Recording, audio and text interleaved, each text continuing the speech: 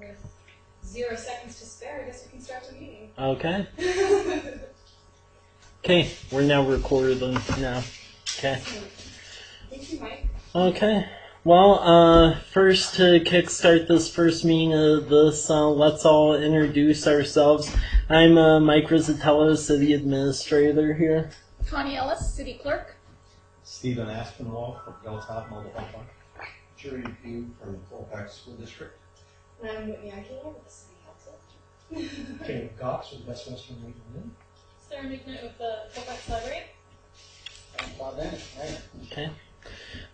This meeting is just going to basically go over what the purpose of this is, where we've historically spent the lodging tax, and there's only been, I would say, 2 years of concrete where we have spent it, so, and then events moving forward. So as I'm going over things, feel free to look on the TV screen because I'll be scrolling through the PowerPoint, and that's same PowerPoint was available online. So this just goes over the agenda of everything, and at the end of this we'll also pick a monthly meeting time as well.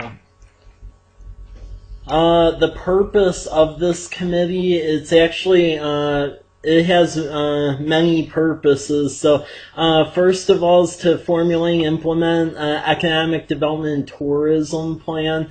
We've gotten better at this over the past couple years through the new comprehensive plan that is about ready to be passed, but there's also further planning that needs to be done on the economic development and tourism front.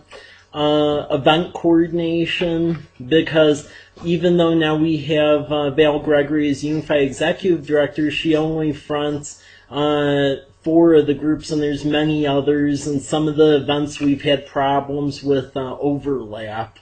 Also providing assistance with BRE activities, so business recruitment, retention, and expansion. And then the other purpose of this is this committee also acts as the Lodging Tax Allocation Committee from here on out. So prior to this, City Council acted as the committee. First year I was here, it was basically done midway through the year. For this year, it was done in the budget process that was completed last fall. But from here on out, this committee will be charged with evaluation of various applications for the lodging tax, and then recommending at what level to award grantees.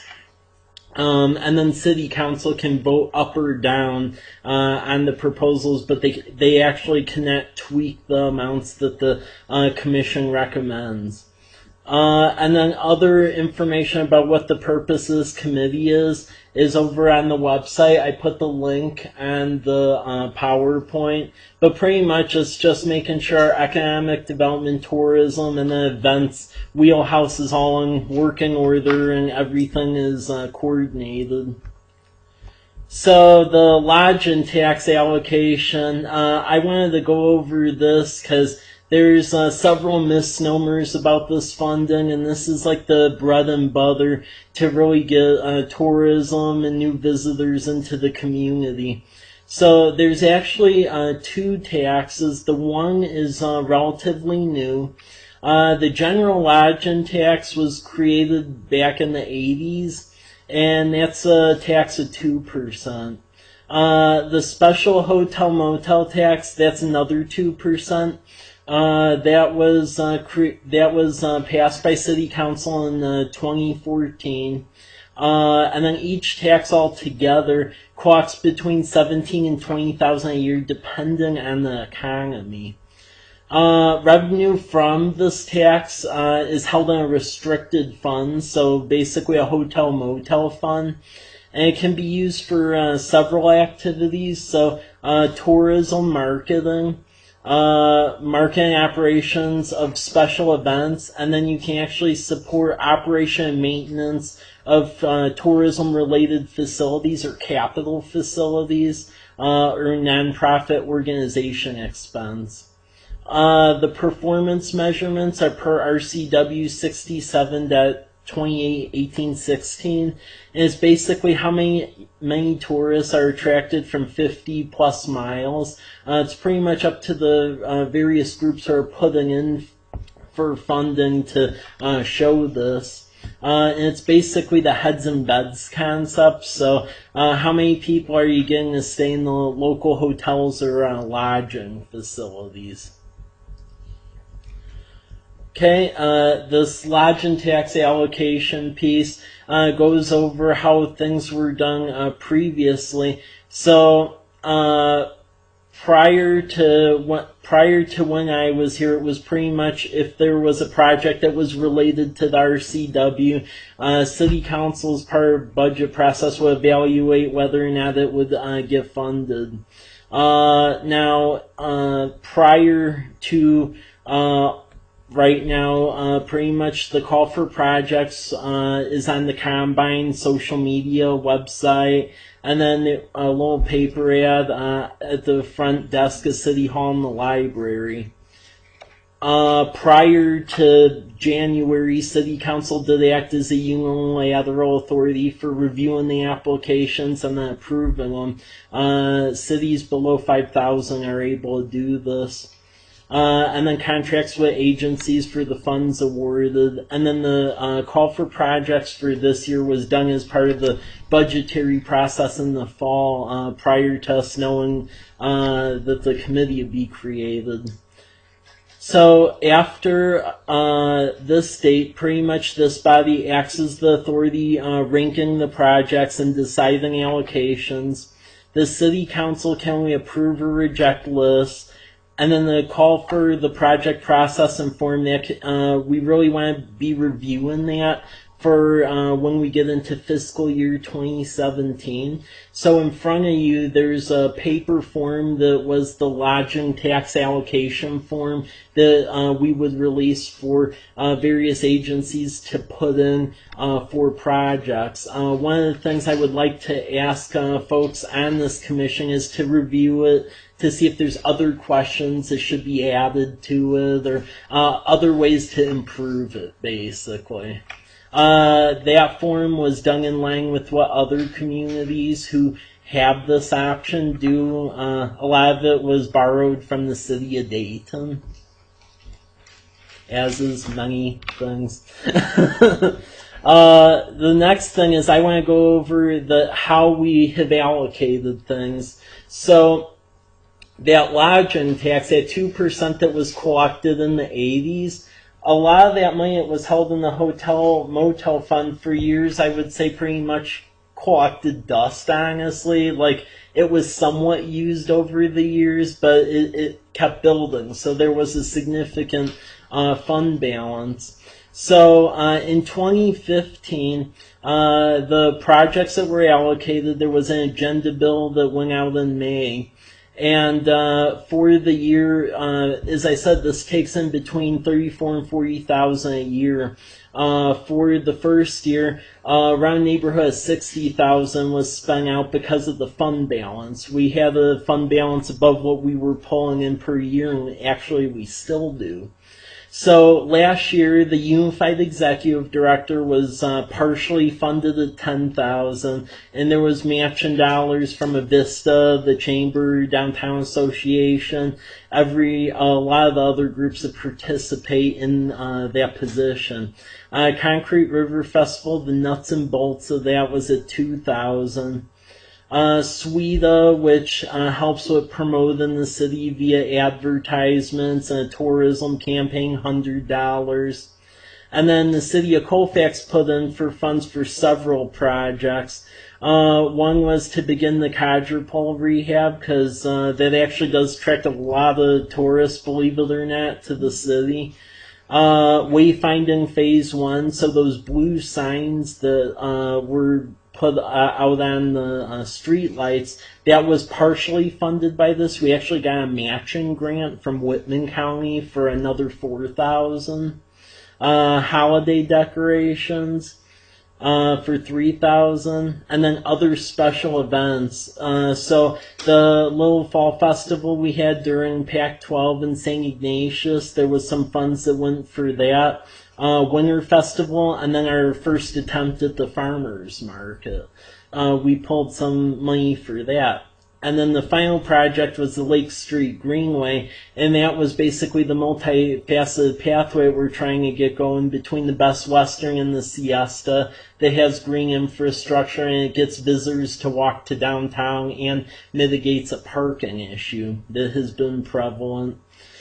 For fiscal year 2016, the fund balance is, and this is above like what we've been pulling in, is $91,000. City of Colfax, the projects we put in for is wayfinding, because we were able to get the part of the community over by Schmuck Park and a little bit of downtown done, but there still is some work left. The entryways to 26, entering the south part of the town over by Fireman's Park, there still is an issue there that we're trying to fix.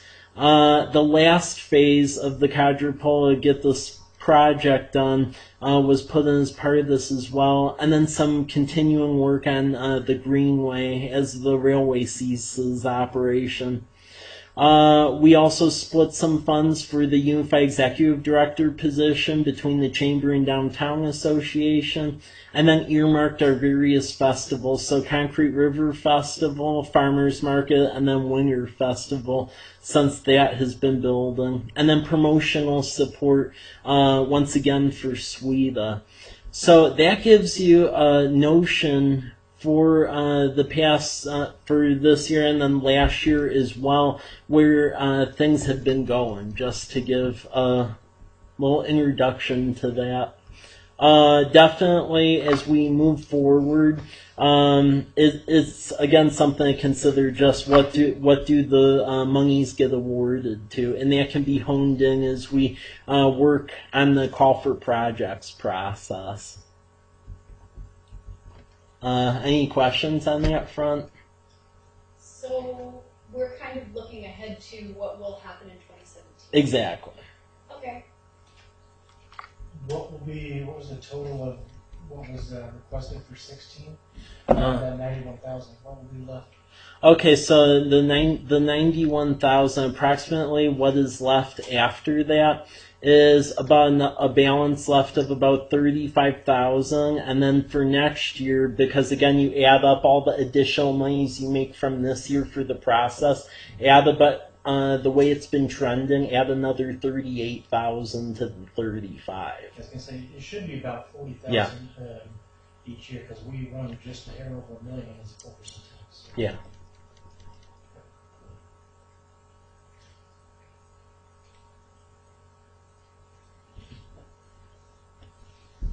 Okay, any other questions? Each of these have like applied. Yeah. Funding. Yep. So there's like an application. Yep. In the application process, that was pretty much formally invented during the 2015 process. So. And I think my next question's on the next slide. Okay. Or maybe after that one. Oh, The okay. next question. Yeah. So one thing I was going to ask is, as a group, are we supposed to kind of know and keep track of these city-sponsored events, or do we kind of need to have a big picture of like everything that's going on, even if we're not affiliated? I think we need to have a big picture of everything, because that has, I would say, been the overall failure thus far for the city events. There's stuff going on, and it's like, what? Like with the citywide garage sale, that actually happened last year, but then I wasn't aware of it almost until right on top of when the event occurred. Right. So. Yeah, and then like the golf course is now doing an Yep. auction, and that's like April 8th, and yeah, there's a lot of stuff happening. And then it's also make sure the events that we do have are well planned out ahead of time. So my first year here in 2014, Winter Festival, part of the reason the year before this last year we didn't get as good attendance is because about a month beforehand we realized it was the same date as bigger festivals going on in Rosalia and Pullman and so forth, and there was an organizational decision to change the date basically a month before the actual event, and then the attendances you could probably picture wasn't overall that great. And then Concrete River Festival, although there is a little more of a trend going along with that, the dates on that have changed over the years too. So it's making sure when we have these big events, we aren't shooting another event in the foot. So.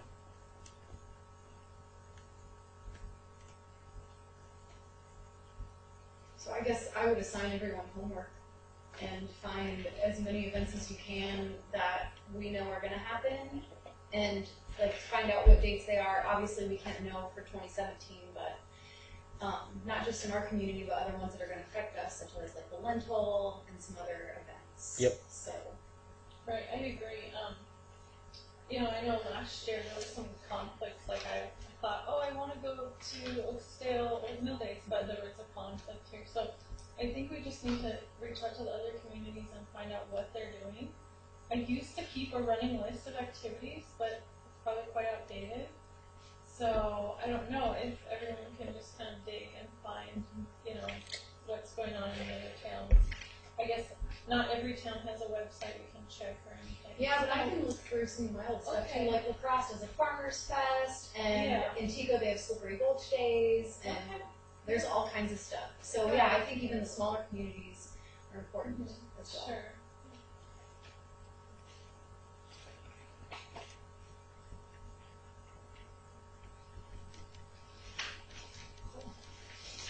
Okay. Well, I'll go in the next section, and I'll just try to cover this because I was going to have Val give her spiel, but her son's out sick, so. Her spiel is here, but it's not going to make much sense since she just sent it to me. Go ahead and Okay. Okay, so basically with this position, the relatively new position, it's been on the books for about the past 9 months. However, she is an official employee of the Downtown Association, and then various groups help fill in the gaps to cover the funding on that. But it was created in July 2015, and then the way the breakdown is for her duties is the chamber is 50% of her time, Downtown Association's 40%, and then the remaining is 5% to Arts Council and 5% to Historic Preservation Commission. As far as where she's stationed at, that has changed.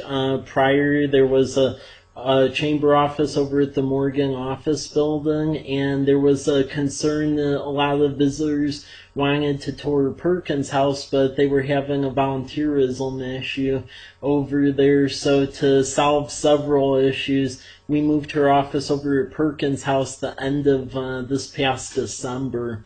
And that has definitely been successful. There's a lot of tourists actually visiting the house. Also, she is full-time now because we were so successful with the haunted house over at St. Ignatius. She started part-time, and that has since bumped up to full-time.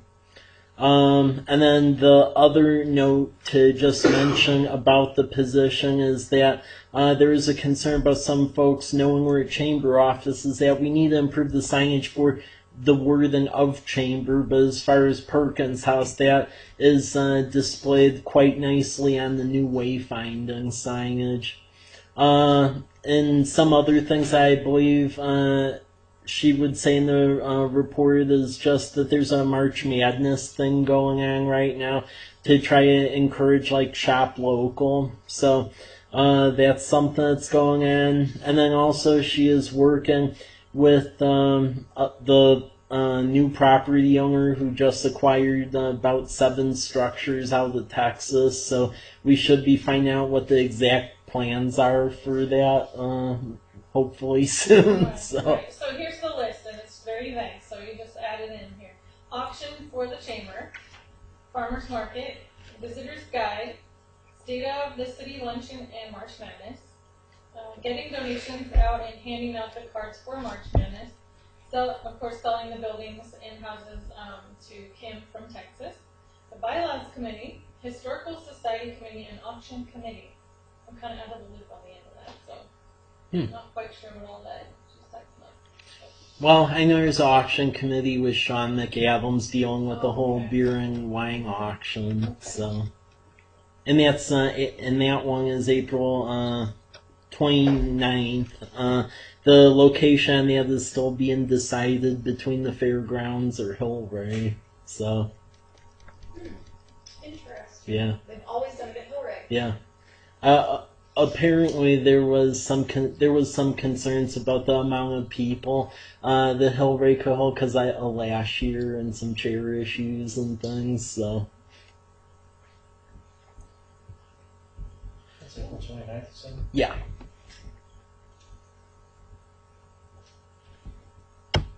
What is traditionally done for that? I mean, what is the draw to the area? People are back.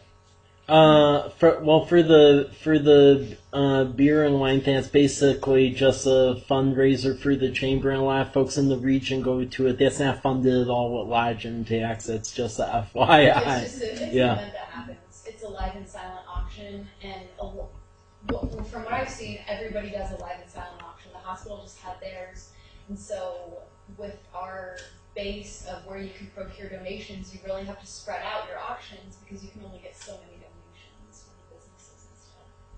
But I know that like the hospital auction is in January, and I know everyone tries to get stuff from out of the area too. And sometimes the auction items can be a draw in and of themselves.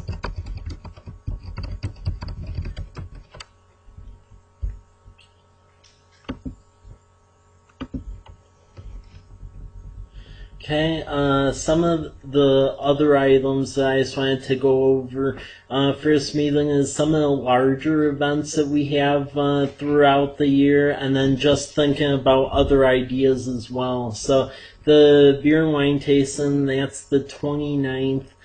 Concrete River Festival, that's typically July 8th through 10th. This fall festival idea, you could say, is it's basically Hullabaloo reinvented, except with more haunted structures or something. So basically, it's building on what we did with St. Ignatius, except probably with downtown buildings. That would be in October, and then Winter Festival is in December. And then how we've been promoting things thus far is really through two websites.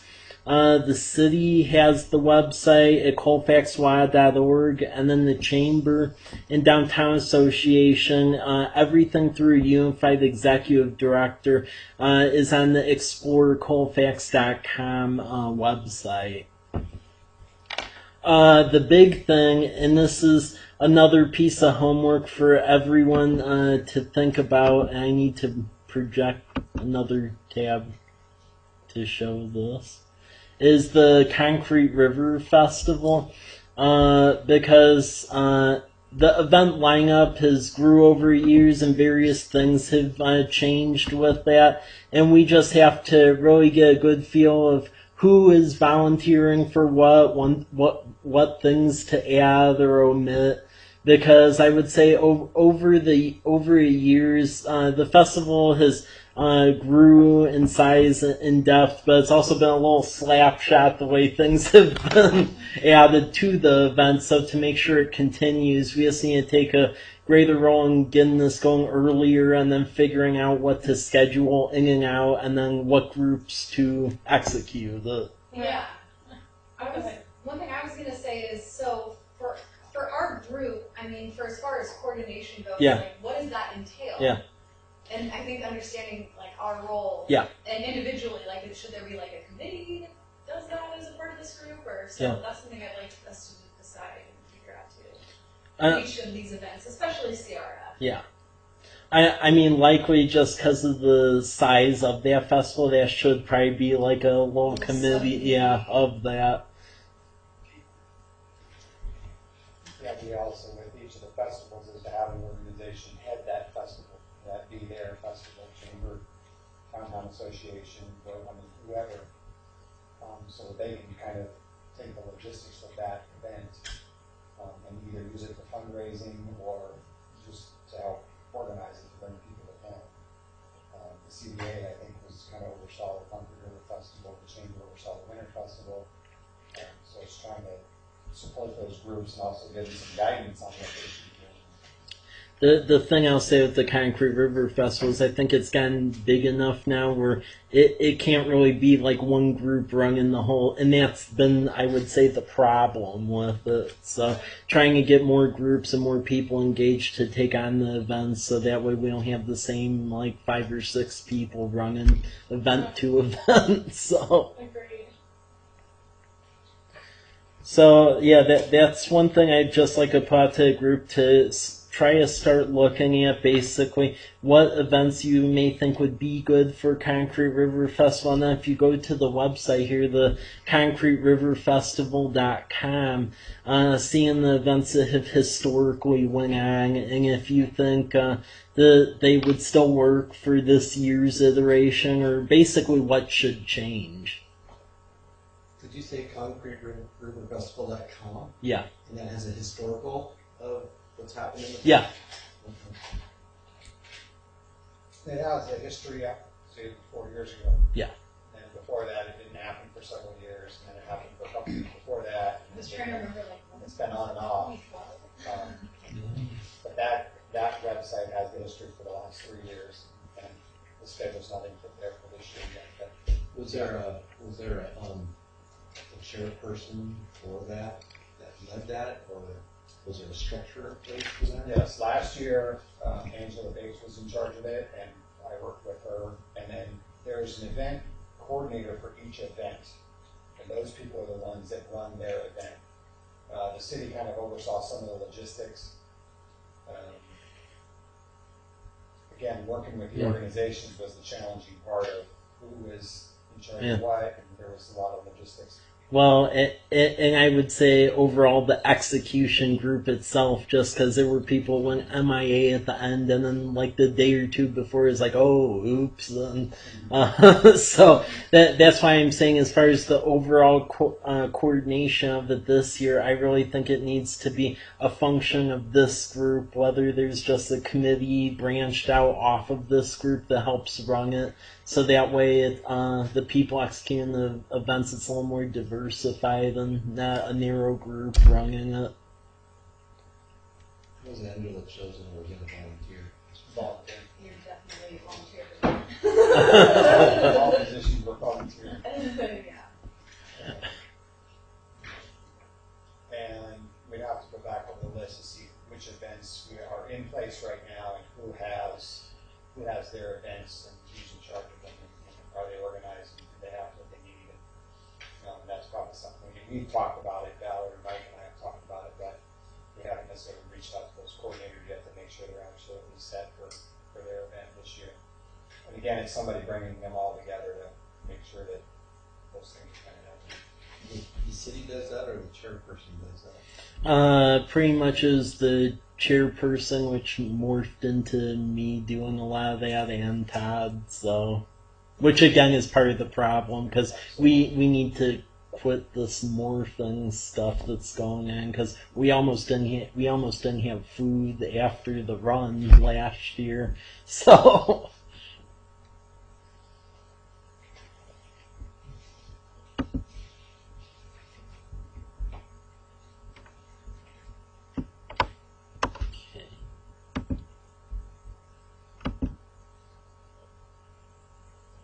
Okay, so the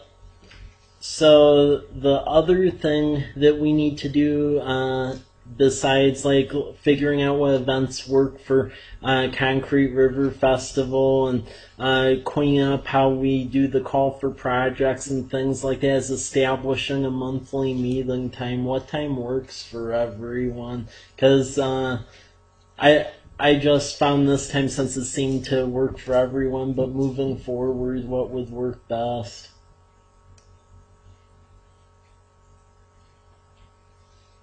Fine this time. Yeah, Tuesdays are fine for me. Okay.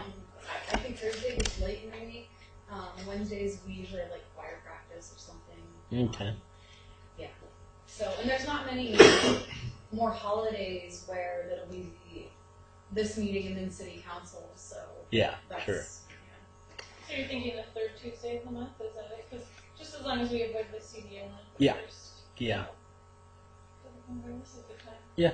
So we're thinking third Tuesdays. Yeah. And that way we'll have like a city council and the Yeah. Yeah, that's fine. Okay. And is the timing good? 5:30, or do you guys like later? I Uh, like 5:30 is fine. I like 5:30. Yeah, I'm like, so, I don't want yeah. to be here till 9 o'clock. Especially the city the next night. Okay. 5:30 on the third Tuesday of the month. Yep.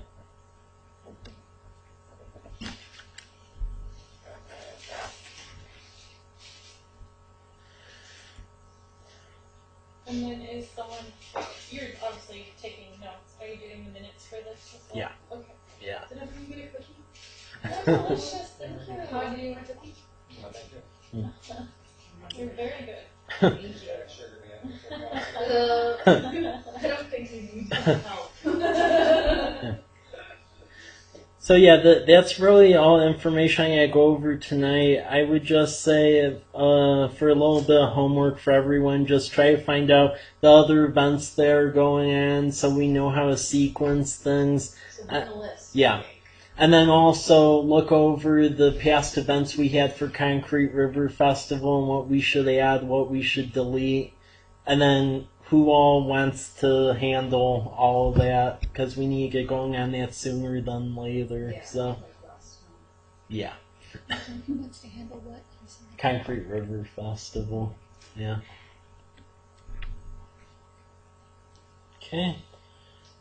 And then also if there's any other events too that we could think of maybe executing, because we do have some dead spaces like the springtime, so.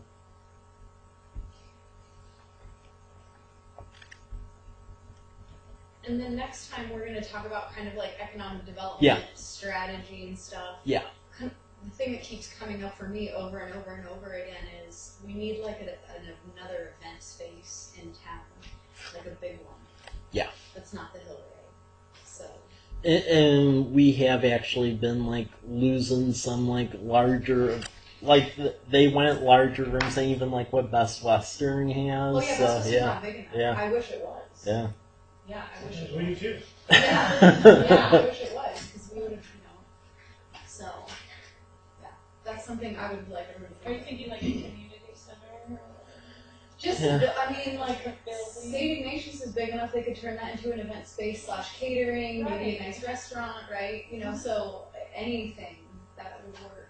There was a seed conference that just came through a couple weeks ago, and they wanted to. It was going to be at like 120 of them, 150 or whatever. And like you said, our conference room it's not big enough for that. The only other place in town that they found was the Baptist church. Yeah. And so a lot of people are having to default to that, and that just doesn't seem right.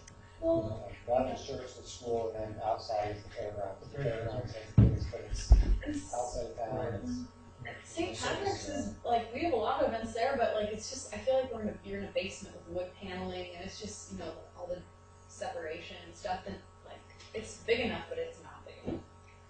So.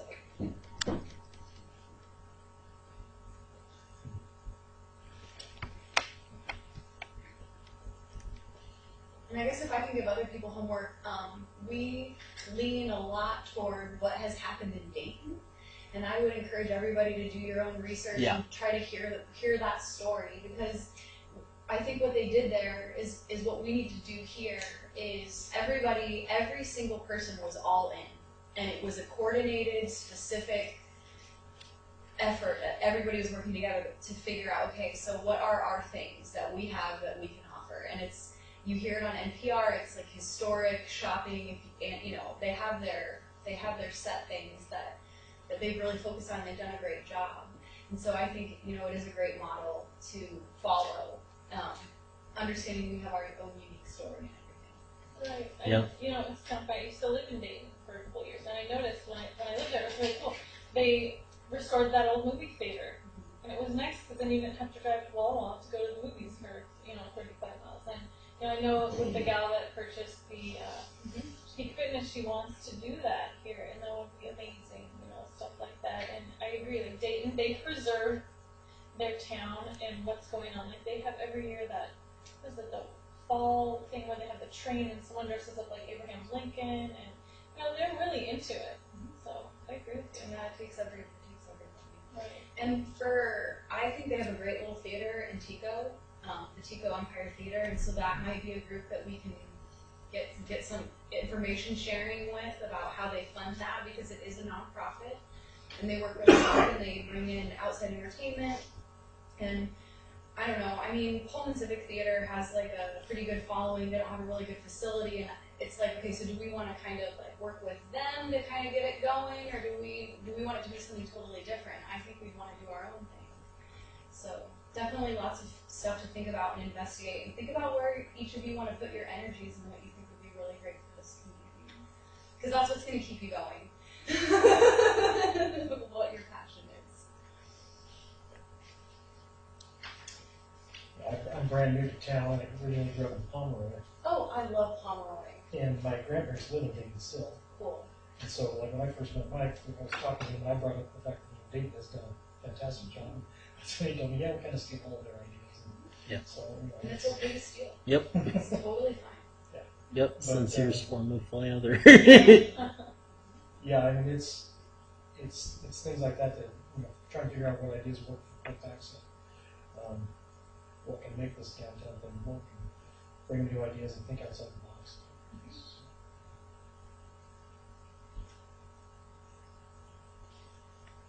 Does the city do any planning in regards to the fair?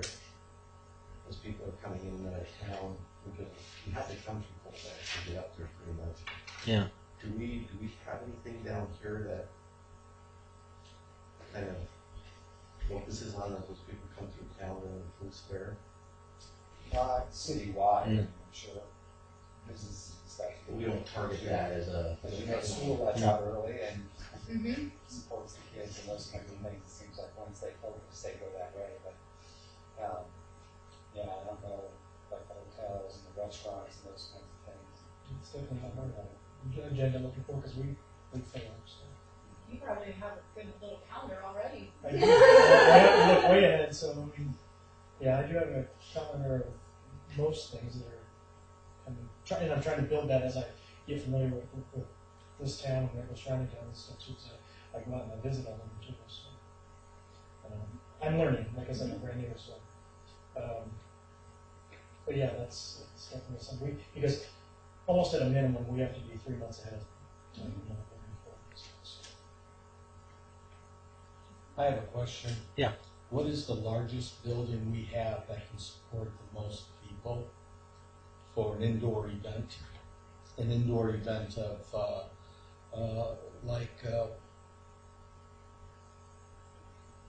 stamp collecting, coin collecting. Conference or like a festival. Right, you know how you go, I've been to the Elks Or like Lodge the up train festival. up in Spokane, and it was pretty large. They had like maybe, say, 40 tables Mhm. of vendors, and Yeah, then quite a vendor few people. I was just wondering, because a lot of people have asked me about something like that, and there's nothing in the vicinity.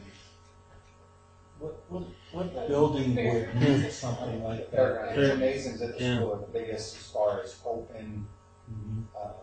open area. Yeah. It has to be indoor though, to protect.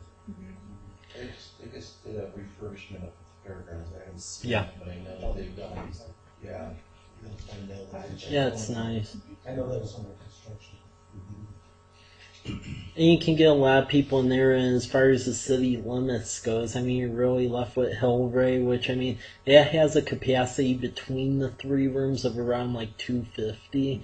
But then beyond that, it's pretty much a public service building, and and that's not big, because how many people you shove in there Yeah, during that that training short was a course? nightmare. Oh, It was standing room only. that was a nightmare. It was, and it was hot and I don't want to do that one again.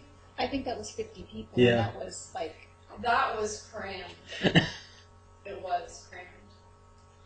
Because that's a possible option for spring, like For something. Yeah. the middle of March through the middle of April. And it does attract quite a few people when you get the word out, because there's people who are interested, but they either have to travel to Spokane or. Go back to church gym. I don't know how that compares in size to the school. I think the old gym is the largest of all the gyms, just because if you push the pictures out of the way. basketball court size, but there's not much boundaries beyond that. But all of them look the same. What's going in next to the library? The center Center. will be smaller than a gymnasium, and depending on how the layout works, and she wants to keep it an open layout so it can be used for those kinds of functions, but there will be some dedicated desk space. And room for people to come in and have meetings or office space or, cultural events and things. So it's kind of interchangeable, it sounds like. That's where she's going. So. I just look at when you talk about the school district and you talk about the fairgrounds, we're not centrally located. Like you're really looking about bringing people into downtown and to get them exposed. Yeah. It's really trying to find that space. I mean, the space is important, but it's the location of that space that's going to really generate what we want to have happen. Ideally, I'd like to see people come in, experience what they want to see, and then they go, it's time to eat, or it's time to do something else, and they're right downtown. Yeah. They can move. Exactly. Some of the buildings that aren't in use, I wonder if they could be big enough or developed, but I don't know. I mean, I don't know. I mean, the low hanging fruit, because I just did a tour of it this morning, is the former Higginson Furniture That's Building. kind of what I was That thinking. thing is huge Yeah. between both floors. Yeah, that It's could be cool. it's just giving Mike to sell it and then who it gets sold to. Mm-hmm. Yeah. And there are people looking at that too, so I mean, we'll see. Well, there's some. I mean, we all know people that are in. I mean, that do development in Pullman. Like, why can't we have like the Brailsford Event Center Yeah. in Colfax? Like, why can't we have that? I don't think it's off the mark for us to look towards something like that too. And- Big barn, where's the big barn that has the barn? Oh, the Damon Damon Bar? Bar? The Damon barn. Yeah. What a destination place that is, that it just takes some of that, takes money obviously, but if you have something like that and you get that kind of a theme, I mean, you go into, I was just at a conference in Olympia, and it just blows your mind that there is not a conference center in Olympia that can handle the legislative conference of all the cities and the school districts that come in. You can't find a spot that can handle all those people. And it's a grand opportunity over there, but what you also find here is that people are looking for places to get out of town that they don't have to travel very far, to come and to be able to do their work without having the buzz in their ear of their community or whatever it is, that they can focus and enjoy something different that they plan or celebrate or whatever. One of our focuses, the city's focuses that we have talked about, is we've kind of forgotten that we're the county seat, and we really want to get back to that we are the focal point for not just Whitman County, but Eastern Washington, that we happen to be at the joining of the roads, that every WSU student and parent comes through. I mean, we have a real opportunity, and we're trying to focus back to that. We're looking at a parks district and a map school district, because again, it's not just Colfax that's using the Colfax parks or going to the grocery store. It's much broader than that. We're trying to work with the port and the county on that exact, that kind of development and growing, moving forward. And the St. Ignatius is probably our destination point. Whatever happens with that building, whether it stays or goes, or whatever, but that building we feel like could be that destination point, whether it becomes a conference type center or multifunctional apartment, hotel, restaurant, whatever, that it really is. It was the center of Eastern Washington for many years as the hospital. And we're trying to use that, to go back to that it is the central location in Eastern Washington. We want to be the center for any training that happens in the fire, police, law enforcement, public safety. I mean, they can come here to do their training. We really want to start to focus on that. Because, Pullman gets a lot of recognition in Wood County. So, people. Well, they own it, and they, Right. they call themselves the hub. And then the thing is, he's right. Colfax is the county seat. Like 100 years ago, they had a choice. They could either have WSU or be the county seat, and they chose county seat, correct? So, I agree with Todd. And, as far as getting other businesses, like you were talking about the Damon Barn, have you heard of the Thompson Bar and the Seven Tico right now? They're doing quite well. Actually. They have like Yeah. vintage stuff. Right, so they're booming over there. I think they're talking about putting a commercial kitchen in and stuff. So, you know, I mean, there are things slowly developing, but definitely for Colfax, that's a huge focus. We are the county seat, and we need to bring people here. You know, for like the last 15 years, people just drove on through, didn't stop, didn't look at anything. You know, and there's people like myself who are sitting here going, "Oh, we have such awesome buildings. Why don't we just film them?" So, maybe the field. And then the one thing we're working on from an outside aspect is that whole Lake Street Greenway. Because once that thing finally gets done, that's going to be a major focal point, not only for having outdoor events, but outside dining, and acting as a connector between the Colfax Trail and if that trail gets built from here to Pullman. Because if that gets built, that greenway would not only link the Best Western Siesta and connect everyone downtown, but it would link with both of those as well. After this, remind me I need to talk to you about Oh, okay. Yeah. it. I just almost forgot. The other thing I think that plays into this, all about bringing people in from out of town to Colfax and being more of a centrally located hub in Pullman is, and it has been growing really, really well, is the photography business. It is our number one Yeah, business. please include that on your list when they always come. Okay, so it's the summertime. It's from Memorial Day to Labor Day, basically, but it's from April timeframe, late April, to it starts dying off in the end of July, but into August. Really, I mean, they're still getting. I mean, we are very, very busy. We have people scrambling, and I already have a waiting list for 2017. So that's real bread and butter. And here's the funny thing: when I came to the interview for this job, it was the end of. I started in August, the end of photography season. I didn't see the whole busyness of everything. But I grew up in Conroy on a farm, and they said in the interview, yeah, we have photographers come from all over the world to photo the police. I'm like, why? What? It's dirt. I grew up on the farm. What are they? And it just has opened my eyes how gorgeous the Palouse is every time I drive down to Spokane. And it's a huge revenue thing for us, which of course feeds this commission, there's more potential though, because I'm trying to get the photographers, like our big core group of repeat business, to understand that it's not just the summertime that can be a big potential for them, that it's all 4 seasons. Yeah. And it snows, it's pretty So we're starting to slowly get some interest in that, and we've had some people come book and shoot during the late fall and winter and stuff. But I think it's a huge area and I put it on our literature and our mailings and stuff that this is the epicenter of photography in the Palouse. I mean, that's the verbiage I use. That's awesome. So Do you have any scenic byways brochures? Because Mike and I are on, or we go to the meetings, and I have a whole box of them. If you'd like some for the hotel. I would like some. Okay, I have a lot. They're brochures, and then they're also maps. So I don't know if you guys know, but they put kiosks in all the towns in Wayne County to show, like, you could take a day trip going from La Crosse to Palouse Falls to Pelotas or Washtuckna, and that's a day trip. And then it will show you, like, on our side more. It's really neat. It's a good committee meeting to go to. They meet the last Monday of every month. We meet at noon at the Public Service Building, and if you want to see what's going on in the county with the tourism, you should come. And we want to start focusing on those things, whether it was an accidental oversight or whatever. Colfax got left out of that scenic byways map. The listing on it knows every community except Colfax. We pointed it out at dinner on last Thursday.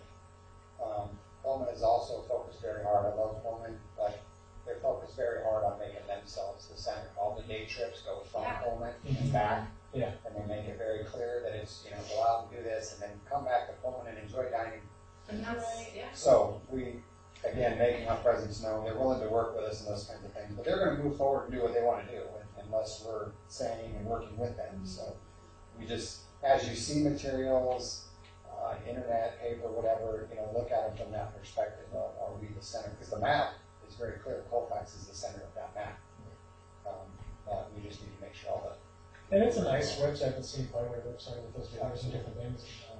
And so one thing I'm doing right now, I'm in the middle of it actually, is for promotion of the entire area, of course for the hotels too, is that I'm doing visits to each of the towns along the scenic byway, and I'm taking pictures, and I'm meeting the folks and everything, and I'm putting it on our Facebook page and stuff. Getting some nice traction with that and people like that and stuff. Again, it's just kind of sharing the area. Hey, come to these entire areas. Right. And then that kind of ties into something last week. I was at Fountain. This group of 8 elderly ladies were in there, and they we drove up from the valley in Lewiston. It's her birthday, and we're just going on a road trip in Whitman County. And I thought, how awesome is that? Cool. Isn't that awesome? They just drove around to Palouse and went antiquing and shopping in Colfax. It's stuff like that that helps us. So. So with the art field, why don't we take a look at it? We have the photographers coming here and do a photography. Why don't we have a show? How can we get them to come back Yeah. and do a show? And I would say for us here that we use this money as prize money in a sense to come and it can be. I mean, I look at this bare wall right here to where it's just perfect to go ahead and frame and hang some photos here. Engage the art department at WSU to come in and to judge, and then if you want to do your wine tasting, if that's what brings people in. There's not a better event than art and wine, I guess. I'm not a wine drinker, but whatever that way is. So they come and they take pictures, but how do we get them back in, and how do we get everybody else back in to be able to view what those, you can have the amateur or the professional or whatever it may be, and just build that to get them back into Colfax at the end of the season or a month after the end of the season when everybody's developed and we got their pictures done. That maybe that's part of our Oktoberfest or our fall festival or something like that. I have seen loose photographs framed all outside the community. It's Yeah. insane. It's insane, Yeah. isn't it? I had a lady from Baltimore, she came out and visited. Well, she had relatives here. But anyway, she says, I saw this picture, and it was taken by Butte, Septo Butte. And it was a springtime photograph. She wanted to come out and see it. It's crazy. It's totally opened my eyes, and I so appreciate it now. There's all the stuff I took for granted. Just even in the morning, coming down, good God, literally. Just wow, because it's just gorgeous. And they take these fantastic pictures. And I am not a photographer, but even some of the pictures I've taken with my phone while I'm driving, click. It's like, wow, that was good. One of the things we wanted to focus on photography is in the center, is having a multimedia center in there that photographers can use instead of trying to look on their phone or a small laptop. They can go there and use that resource. And then let's talk about using the conference room at the hotel. Oh yeah. That they can get together and talk about what a trip plan, these day trips that they go around and take all the shots and then come back. And the center also, we want it to be our cultural center, so they could do exactly the photography gallery, take the photos from summer of 2016, come back and have a competition or whatever. Could fit right into that. It could be in the center, which is right downtown. So yeah, those kind of ideas. How's the technology infrastructure? How are we with speed and They have- being able to handle? They have fiber optics in the library, so Yeah. they'll have top end speed as far as that. The challenge will be getting the multimedia equipment, which obviously is very expensive. The center's focused just on their infrastructure, so what we gotta do is find a company that's willing to support that, Microsoft or somebody who's willing to kind of fund that kind of project. So, And most of the photographers are very willing to share their work and showcase it as long as they're credited. Yes. Yep. absolutely. But I think you get into the greeting card industry, you get into the puzzle industry, certainly that uses on puzzles, those cards are on greeting cards, or on. It's more than just.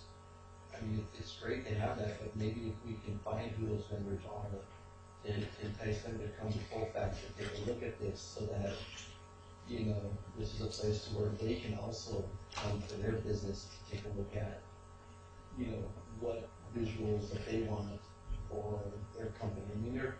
There's just a lot of things that we can support in bringing those people in, put them up in the hotel to say, hey, I understand some of the best amateur photographers or professional photographers for the police are going to be here. just invite the other people and entice them to get here to take a look at that.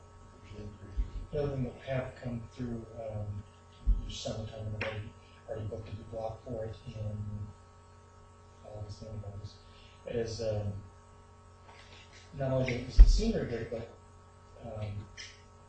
people, of course, like you said, they want to come up for a drive. I've got the Seattle Corvette Club coming through with like 35 cars at the end of August. Bikers clubs, and in fact, the guy just stopped through that makes the maps, and he distributes them all over the entire country for great places to ride. And this is certainly a great place to ride and drive and experience roads. So.